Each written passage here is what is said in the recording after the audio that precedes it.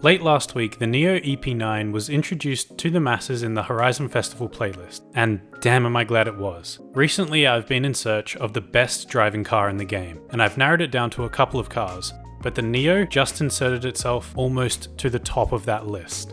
For some background on the NIO, it's a Chinese-made, fully electric powered car that started production in 2016.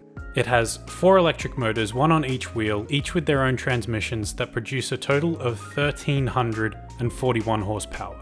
It has an active wing, active suspension, which is what helps it corner and handle so effortlessly, as well as regenerative braking, which helps it come to a stop immensely quickly. The only other car that I can think of that outperforms the EP9 in the brakes department is the Vulcan. All of these elements come together to create an incredibly well-balanced car when you're driving it in Horizon 5. It runs a fairly respectable 1147 on the Goliath and a pretty solid 54 seconds on the Horizon circuit. It's fast too. Its default tune helps the car hit a top speed of 198 miles per hour. It sticks to the road so you can take most sweeping corners completely pinned to the throttle, and when you do need to slow down to take a sharper one, it does so fast that I find myself over-braking at times. The EP9, like a lot of other top tier cars in Horizon, doesn't really have that many avenues for upgrading, and being an electric car, it has even fewer than normal. But that's nothing really to worry about, since the stock configuration is super solid. If you want to stretch out the top speed just a little, then give the aero package a go.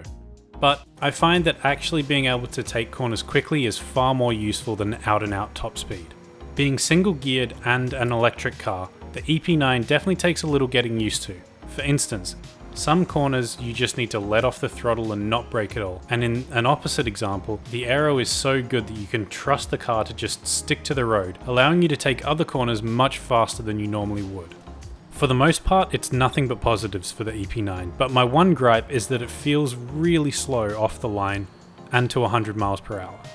You can see at the start of my Goliath race how everybody else just speeds past, but once it hits around 100 miles per hour, it really starts to pick up. And then after that, it holds onto its speed really well. So, if you have a wheel or a controller, it doesn't really matter, I would highly recommend you give this one a go. It feels great to drive and throw around the corners. Even just getting from point A to point B, it's fast becoming my main car for that as well. This week's festival playlist has probably been the easiest to complete in quite a few weeks, so it shouldn't take you longer than about an hour or two to get it, and I highly recommend you do.